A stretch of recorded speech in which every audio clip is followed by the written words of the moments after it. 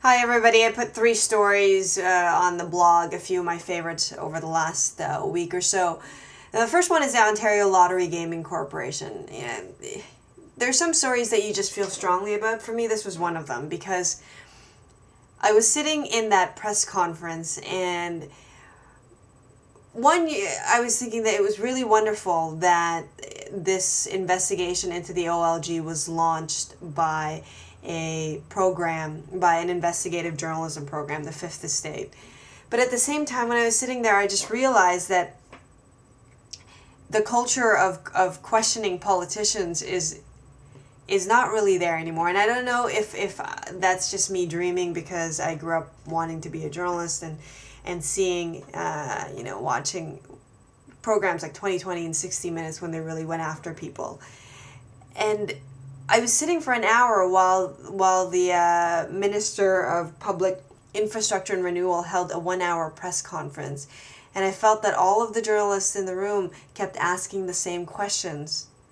And we kept getting the answers that weren't really answers to our questions. And the press conference was allowed to end without our questions being answered. I mean, one was, how can we expect the very same people who caused the problem to fix it?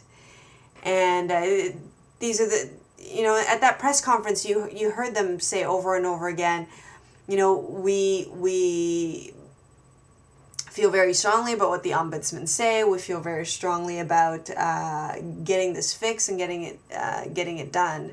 And in the back of my head, I was thinking, well, why wasn't it getting done before the investigation? Why wasn't it getting done before the ombudsman's report came out? And that question wasn't really answered. Nonetheless, it was one of the most interesting pressers I've attended in a long time. Andre Moran is a very interesting character, just a real straight shooter, something you don't expect at Queen's Park.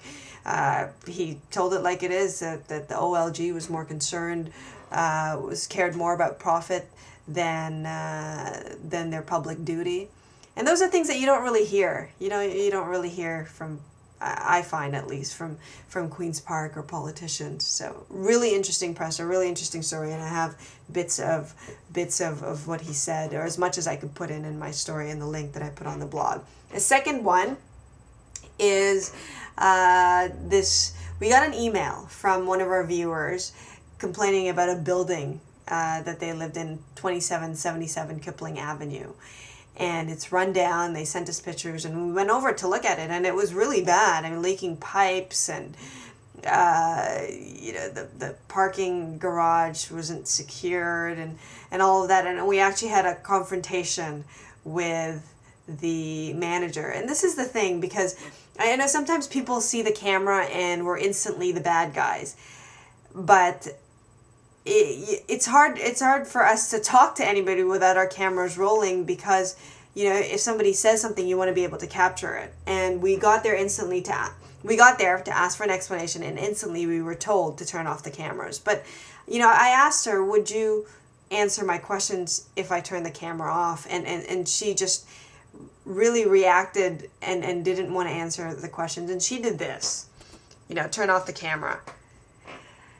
And the thing is, that doesn't turn off the camera. That's just, for anybody interested in watching, that doesn't really turn off the camera.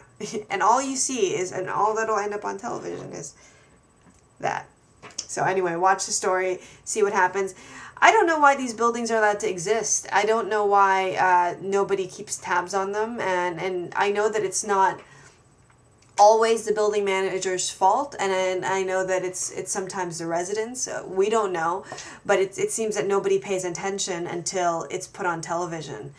And that's good on one hand, because that shows the power of the media, and on the other hand, you sort of wish that whoever is in charge of that ward, and whoever's in charge of the building, and even the residents themselves would take some ownership and responsibility. And so that's the story, and so you can click on it and take a look. And the third story is, I've talked about this before, the TTC Transit City Plan, and I got on the bus and talked to some people, so I thought it was pretty cool. Anyway, thanks. Talk to you guys later. Bye.